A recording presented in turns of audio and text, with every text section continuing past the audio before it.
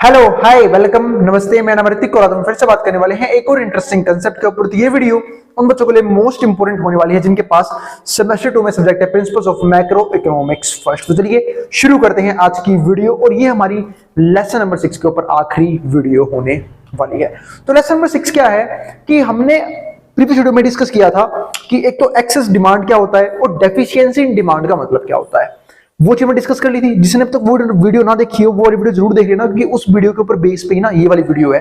ठीक है, इस वाली वीडियो में हमें डिस्कस करेंगे कि हम जो है वो कैसे इन दोनों सिचुएशंस को क्या कर सकते हैं, कंट्रोल कर सकते हैं। क्योंकि इकोनॉमी के लिए ना तो एक्सेस डिमांड की सिचुएशन अच्छी होती है, ना ही डेफिशिएंसी इन डिमांड की सिचुएशन अच्छी होती है। होता क्या है थोड़ा थोड़ा करके डिस्कस करते हुए चलते हैं। तो हम सब जानते हैं जो प्रोड्यूसर है उसका मेन काम क्या होता है, प्रोडक्शन करना। और प्रोडक्शन कैसे करता है, वो रॉ मटेरियल्स यूज करता है फाइनल गुड्स बनाने के लिए। अब इन सारी चीजों के लिए उसे क्या चाहिए होते हैं, फैक्टर्स ऑफ प्रोडक्शन। अब फैक्टर ऑफ प्रोडक्शन जो है वो प्रोड्यूसर चाहिए होते हैं। वो किस किस फॉर्म में होते हैं, एक तो वो लैंड है फैक्टर ऑफ प्रोडक्शन के अंदर, लेबर है, फिर क्या आता है कैपिटल, और फिर क्या आता है हमारे पास यहाँ पे एंटरप्रेन्योरशिप। ठीक है, तो ये चार हमारे क्या हो गए, फैक्टर ऑफ प्रोडक्शन। लैंड के बदले जो हमारा प्रोड्यूसर है वो क्या पे करता है, रेंट पे करता है। लेबर के बदले या तो वेजेस पे करेगा या फिर अगर इंप्लॉइज है तो सैलरीज पे करेगा, सैलरी पे करेंगे। ठीक है, कैपिटल के बदले इंटरेस्ट और एंटरप्रेन्योरशिप के बदले प्रॉफिट। तो ये चार चीजें हैं जो वो पे करता है इन चार चीजों के बदले। तो इसी को हम क्या बोलते हैं, फैक्टर्स ऑफ प्रोडक्शन। तो जिसके जरिए मतलब जिसकी हेल्प से जो एक प्रोड्यूसर है वो डिफरेंट डिफरेंट गुड्स और डिफरेंट सर्विसेज जनरेट करके देता है सोसाइटी को। तो उसको चार चीज चाहिए होती है, लैंड, लेबर, कैपिटल, एंटरप्रेन्योरशिप। इसके बदले वो चार चीजें पे भी करता है। इनको पता हम क्या बोलते हैं, इनको हम बोलते हैं फैक्टर पेमेंट्स। जो वो करता है क्या बोलते हैं, फैक्टर पेमेंट्स। तो हमने पिछली वीडियो में बात की थी एक्सेस डिमांड की। एक्सेस डिमांड का मतलब क्या होता है, जब demand potential level of output से भी ज्यादा हो। अब हो क्या रहा है, प्रोड्यूसर जो है वो पूरी कोशिश में लगा रहता है कि वो अपने रिसोर्सेज का बेस्ट यूज करे, एफिशिएंट यूज करे, फुल यूटिलाइजेशन करे, ताकि रिसोर्सेज और जो आउटपुट है वहां से क्या है, मैक्सिमम लेवल पे आए। तो प्रोड्यूसर ने क्या कर दिया, अपने हर एक रिसोर्स को, ठीक है, हर एक फैक्टर प्रोडक्शन को मैक्सिमम यूटिलाइजेशन करना शुरू कर दिया, जिसकी वजह से आउटपुट जो है वो कहां पहुंच गया, पोटेंशियल लेवल पे। कहां पहुंच गया, potential level of output generate होने लग गया। इसकी बात हमने करी भी थी पिछली वीडियो में कि पोटेंशियल लेवल ऑफ आउटपुट का मतलब क्या होता है। अब हुआ क्या, जब वो सारे रिसोर्सेज को मोस्टली यूज करेगा तो उसको दिक्कत क्या है कि वो यूज तो कर रहेगा लेकिन उसको पैसा ही पे करना पड़ेगा उन सब चीजों के लिए एज अ फैक्टर पेमेंट। वो उसको रेंट ज्यादा देना है, अगर वो लैंड ज्यादा यूज कर रहा है रेंट ज्यादा देगा, लेबर ज्यादा यूज कर रहा है वेजेस सैलरी ज्यादा देगा, कैपिटल ज्यादा यूज कर रहा है तो इंटरेस्ट ज्यादा देगा, और अगर एंटरप्रेन्योरशिप, ठीक है, तो फिर प्रॉफिट ज्यादा होगा। तो पोटेंशियल लेवल ऑफ आउटपुट जो है उसकी वजह से जो लोगों को फैक्टर पेमेंट मिलती है एज अ फैक्टर इनकम, क्योंकि भाई ये सारी चीजें उसे कहां से मिलती हैं, जो हमारा प्रोड्यूसर है उसको ये सारी चीजें कहां से मिलती हैं, सोसाइटी से। इसके बदले फैक्टर पेमेंट करता है, तो उन लोगों के लिए क्या होती है, वो फैक्टर इनकम। अब जब उन लोगों के लिए फैक्टर इनकम है, यानी कि क्या हो रहा है, इनकम राइज कर रहा है। यानी कि मैं कह सकता हूं कि अगर किसी भी इकोनॉमी में पोटेंशियल लेवल ऑफ आउटपुट है, इसका मतलब है कि वहां पे इंप्लॉयमेंट जो है ना, इंप्लॉयमेंट जो है वो क्या है, मैक्सिमम है।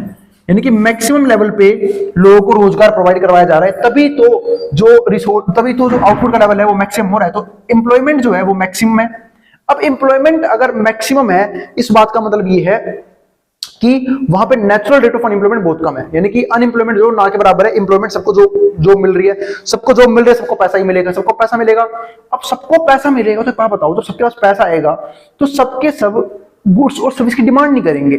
तो इसी वजह से ना एक्सेस डिमांड की सिचुएशन क्रिएट होती है। यानी कि एम्प्लॉयमेंट मैक्सिमम है तो लोगों के पास इनकम भी क्या होगी, मैक्सिमम होगी। तो इनकम मैक्सिमम होगी तो लोग क्या करेंगे, डिमांड को इंक्रीज करेंगे। तो एग्रीगेट डिमांड जो क्या होगी, वहां पे राइज कर जाएगी, और इसी को हम क्या बोलते हैं, एक्सेस डिमांड की सिचुएशन। तो यहां पे क्रिएट होगी हमारे पास एक्सेस डिमांड की सिचुएशन। यानी कि मैं कह सकता हूं कि जो एग्रीगेट डिमांड है वो बहुत ज्यादा है as compare to aggregate supply. और दिक्कत क्या है कि अगर हम बात करते हैं नॉर्मल लेवल पे, तो जो प्रोड्यूसर है वो इस केस में अपने आउटपुट लेवल को इंक्रीज करके उस डिमांड को फुलफिल करने की कोशिश करता। लेकिन दिक्कत क्या है कि हम ऑलरेडी कहां पे है, पोटेंशियल लेवल ऑफ आउटपुट पे। और पोटेंशियल लेवल ऑफ आउटपुट पे होने का मतलब क्या है कि मैं जो हूं, मतलब एक प्रोड्यूसर जो है वो अब फर्दर प्रोडक्शन को इंक्रीज नहीं कर सकता, जिसकी वजह से होगा क्या, अब प्रेशर पड़ता है कहां पे, प्राइस के ऊपर, क्योंकि जो एग्रीगेट डिमांड और सप्लाई है दोनों डालते हैं प्रेशर प्राइस के ऊपर, तो प्राइस हमारे क्या होते हैं यहाँ पे राइज करते हैं, और प्राइस के राइज करने का मतलब क्या है कि इन्फ्लेशन हो रहा है इकोनॉमी के अंदर, यानी कि महंगाई बढ़ रही है। इसका उल्टा क्या होता है, तो ये चीज हो गई। अब बात आती है कि भैया हम कर क्या सकते हैं इस सिचुएशन में, क्योंकि सिचुएशन जो है ये दोनों खतरनाक है। यहाँ पे इन्फ्लेशन आया, इसको बोलते हैं मार्केट में क्या चल रहा है इस टाइम, बूम पीरियड चल रहा है, यानी कि महंगाई बहुत ज्यादा है, टॉप पे चल रही है, बिजनेस टॉप पे चल रहे हैं। दूसरी सिचुएशन ये होती है कि एग्रीगेट डिमांड जो है, मतलब इसको डिस्कस करने से समझते हैं सोल्यूशन, क्योंकि हमें वीडियो में आज की वीडियो में देखना भी यही है, हमें क्या देखना है, measures to correct excess and deficiency in demand, कि हम जो है वो एक्सेस डिमांड को कैसे कंट्रोल कर सकते हैं, और जो डेफिशिएंसी इन डिमांड है उसको कैसे कंट्रोल कर सकते हैं। तो अब ये एक्सेस डिमांड सिचुएशन है, इसे कंट्रोल कैसे किया जाएगा।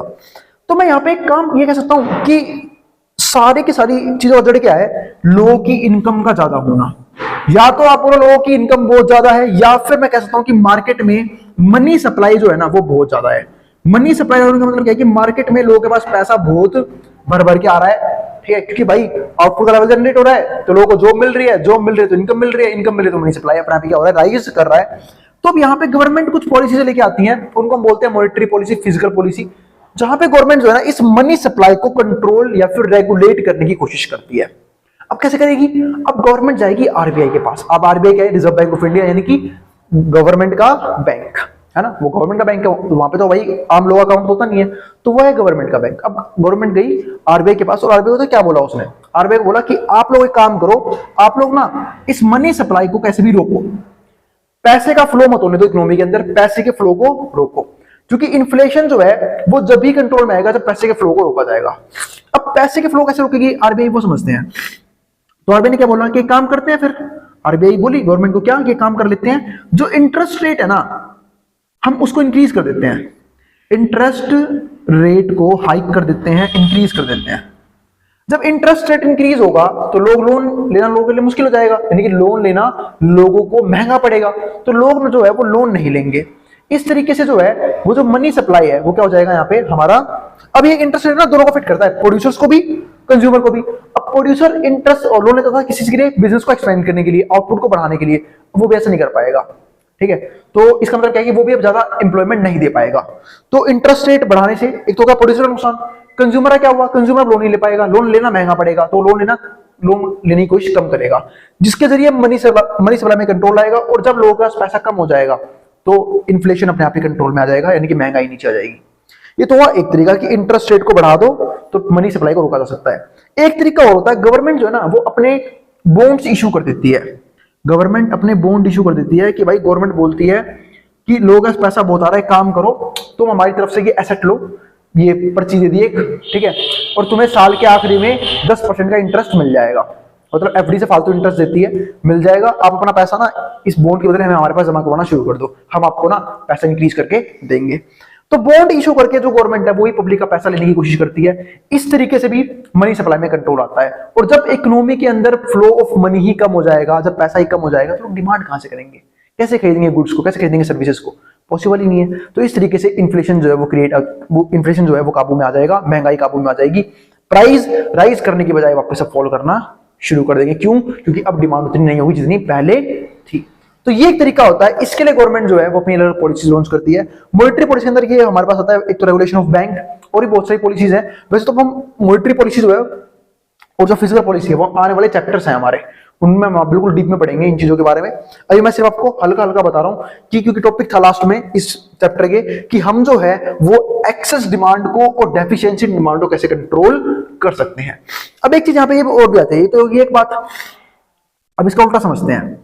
अगर एग्रीगेट डिमांड जो है वो लेस देन है एग्रीगेट सप्लाई के, मतलब अब उल्टा है, अब डिमांड कम हो रही है, सप्लाई ज्यादा हो रही है। अब इस केस में क्या होगा कि लोग जो है वो डिमांड नहीं करे। अब डिमांड ना करने का एक मेन रीजन क्या होता है, क्या हो सकता है, लोगों के पास इनकम ना हो, इनकम भी ना हो, और हो सकता है कि भाई मतलब उनके पास मनी सप्लाई भी कम हो इकोनॉमी के अंदर। ये दो सिचुएशन यहाँ पे हो सकती है। अब पैसा कम है लोगों के पास, यानी कि मनी सप्लाई कम है, तो वैसे केस में क्या कर सकते हैं, क्योंकि जब पैसा नहीं होगा तो लोग डिमांड कैसे करेंगे, बिना पैसे के कोई फ्री में तो कोई प्रोड्यूसर गुड्स बांटेगा नहीं, ना ही फ्री में सर्विसेज देगा। तो सिंपल सी बात है, यहाँ पे जो है वो हमें डिमांड इंक्रीज करने की जरूरत है। वो कैसे करेंगे वो समझते हैं एक बार। तो यहाँ पे एडी क्या है, लेस देन है एएस से। तो अब होगा क्या, गवर्नमेंट, इसमें आपको यहाँ पे एक लाइव सिचुएशन दे रहा हूँ कोविड की। जब कोविड खत्म हो गया था, मतलब ऑलमोस्ट कोविड जो है वो लोगों ने हल्के मिलना शुरू कर दिया था, तो उसका फिर भी इकोनॉमी पे इफेक्ट रहा था। क्यों रहा था? क्योंकि कोविड की वजह से बहुत सारे लोगों की जॉब चली गई थी, या तो जॉब चली गई थी, और बहुत से लोग जो है वो अपनी सेविंग्स के ऊपर डिपेंडेंट हो गए थे, यानी कि अपनी सेविंग्स को खर्च कर रहे थे, अपने सेविंग के पैसे को, जो इनकी जो पैसा बचा रखा था उस पैसे को खर्च कर रहे थे। ठीक है, तो उनकी सेविंग भी खर्च हो गई थी, तो अब पैसे कम होने की वजह से लोगों ने डिमांड करना ही बंद कर दिया था। अब गवर्नमेंट ने यहाँ पे क्या कर दिया था, वहां पे उस टाइम पे उन्होंने क्या किया, इंटरेस्ट रेट कम कर दिया। अब इसका उल्टा करेंगे, इंटरेस्ट रेट कम कर दिया। अब इंटरेस्ट रेट कम किया, क्यों किया? ताकि लोन लेना लोगों के लिए इजी हो जाए, और जब लोन लेना लोगों के लिए इजी हो जाएगा तो लोग जो है वो लोन लेंगे और फिर से जो है डिमांड करना शुरू कर देंगे। इस तरीके से जो है वो डिमांड वापस बढ़नी शुरू हो जाएगी, और डिमांड बढ़नी शुरू हो जाएगी तो हम इन्फ्लेशन से बाहर आके डिफ्लेशन से बाहर आके बिल्कुल ठीक हो जाएंगे। क्योंकि ये जो सिचुएशन है ये मार्केट में क्या लेके आती है, रिसेशन लेके आती है। इसको हम डिफ्लेशन भी बोलते हैं, डिफ्लेशन यानी कि चीजें सस्ती जाती हैं इस केस में। तो जो इंटरेस्ट रेट कम होने की वजह से लोग डिमांड करना शुरू करेंगे, ठीक है, यानी कि मनी सप्लाई जो है वो राइज हो जाएगी, क्योंकि लोग जो है लोन लेना पसंद करेंगे, क्योंकि लोन लेना सस्ता हो गया है, जिसकी वजह से मनी सप्लाई वापस बढ़ जाएगी, और मनी सप्लाई बढ़ गई तो वापस डिमांड बढ़ेगी, तो हम जो है वो रिसेशन के बाहर चले जाएंगे या फिर डिफ्लेशन से बाहर आ जाएंगे। तो इस तरीके से जो है गवर्नमेंट अपनी पॉलिसीज को रेगुलेट करके, चेंज करके हमारी इकोनॉमी में एक्सेस डिमांड की और एक्सेस सप्लाई यानी कि डेफिशिएंसी इन डिमांड की सिचुएशन को कंट्रोल करने की कोशिश करती है। अब ये चीज यहां पे समझते हैं। तो both inflation and deflation are bad for society. चाहे इन्फ्लेशन हो चाहे डिफ्लेशन हो, दोनों क्या है, सोसाइटी के लिए बहुत खतरनाक है, क्योंकि दोनों ही सिचुएशन डिसइक्विलिब्रियम या फिर आप ये कह सकते हो कि यहाँ पे अनबैलेंस क्रिएट करते हैं इकोनॉमी के अंदर। Inflation reduces the purchasing power of the people. जो इन्फ्लेशन क्या करता है, वो लोगों की परचेसिंग पावर कम कर देता है। क्यों? क्योंकि महंगाई की वजह से बहुत से लोग बहुत सारी गुड्स और बहुत सी सर्विस खरीद नहीं पाते, वो उनके लिए क्या होती है, अनअफोर्डेबल हो जाती हैं of the people, so that they are not able to purchase the quantity they want, causing reduction in their level of satisfaction। तो वो जो क्वांटिटी पहले खरीद पा रहे थे, महंगाई बढ़ने की वजह से वो उस क्वांटिटी पे कंज्यूम नहीं कर पा रहे, जिसकी वजह से उनका सेटिस्फेक्शन लेवल जो है वो हमेशा क्या होता है, कम होता रहता है। Poor and middle income group are most affected by rise in the price level. और खासकर वो लोग जो बिल्कुल गरीब हैं या तो पुअर हैं, फिर क्या आते हैं, मिडिल क्लास के अंदर आते हैं, क्योंकि प्राइस का इंपैक्ट जो है ना वो अमीर लोगों को थोड़ा कम पड़ता है, क्योंकि उनका पैसा पहले ही बहुत है। अगर थोड़ी बहुत महंगाई बढ़ भी गई तो कोई फर्क नहीं पड़ेगा। लेकिन जो पुअर और मिडिल क्लास ग्रुप है are worst affected by the rise in price level. Similarly producers are worst affected by the fall in price. जो प्रोड्यूसर हैं वो भी बुरी तरीके से अफेक्ट होते हैं जब प्राइस कम होता है। क्यों अफेक्ट होते हैं भैया? अभी तुमने बात करी, अरे भाई जो प्रोड्यूसर इफेक्ट क्यों होगा? क्योंकि जब मार्केट में प्राइस ही कम हो जाएंगे, प्राइस ही फॉल कर जाएंगे, तो उनको प्रॉफिट भी कम मिलेगा। क्योंकि हम सब जानते हैं प्रॉफिट का ज्यादा मिलता है जब कोई उनके गुड्स के, कोई उनकी सर्विसेज की ज्यादा प्राइस पे करे। जब प्राइस ही कम पे होंगे गुड्स और सर्विसेज के, तो उसका प्रॉफिट भी क्या हो जाएगा, कम हो जाएगा। तो वही चीज यहाँ पे है। तो producers are most affected by fall in prices और deflation. Their profit level falls due to fall in prices. तो उनका प्रॉफिट लेवल जो है वो भी फॉल कर जाता है प्राइसेस के फॉल करने की वजह से, forcing them to reduce investment, जिनकी वजह से वो अपनी इन्वेस्टमेंट भी कम कर पाते हैं। क्योंकि चेन क्या चलती है, पहले बिजनेस में प्रॉफिट आता है तो उसका कुछ हिस्सा खर्च होता है और कुछ हिस्सा वापस रीइन्वेस्ट हो जाता है। लेकिन जब एक प्रोड्यूसर के पास एक्स्ट्रा प्रॉफिट ही नहीं आएगा, प्रॉफिट बचेगा ही नहीं, पैसा बचेगा ही नहीं, तो वो फर्दर इन्वेस्टमेंट नहीं कर पाएगा, उसका फर्दर इन्वेस्टमेंट हो जाएगा, कम हो जाएगा।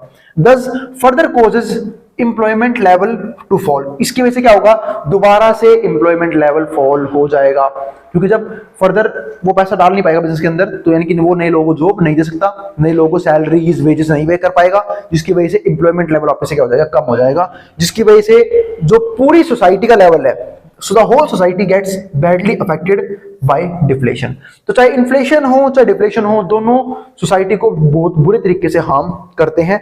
Hence it is necessary to control inflation. इसलिए बहुत जरूरी होता है कि हम इन्फ्लेशन को कंट्रोल करें एंड डिफ्लेशन को भी। बोथ द मेजर्स और policies implemented by government to tackle these problems. दो पॉलिसीज हैं, एक फिजिकल पॉलिसी, दूसरा मॉनेटरी पॉलिसी। और जो हमारा नेक्स्ट चैप्टर है, यानी चैप्टर नंबर 7, वो हम फिजिकल पॉलिसी के बारे में ही पढ़ेंगे कि फिजिकल पॉलिसी अंदर कौन कौन चीजें हमें देखने को मिलती हैं। अब हम मिलेंगे अगली वीडियो में। उम्मीद है आपको ये टॉपिक समझ में आ गया होगा कि कैसे हम एक्सेस डिमांड और डेफिशिएंसी इन डिमांड को कंट्रोल कर सकते हैं। और अगर वीडियो पसंद आई हो तो वीडियो को लाइक करना मत जाना, और चैनल को सब्सक्राइब भी कर देना ऐसी वीडियोस के लिए। और जिन बच्चों को मैं शेयर करना उन्हें शेयर भी कर देना, ठीक है, जिनका एग्जाम होने वाला हो सेम सब्जेक्ट का। अब जिसको जो उतारना उतार सकता है, मैं बोर्ड के सामने से।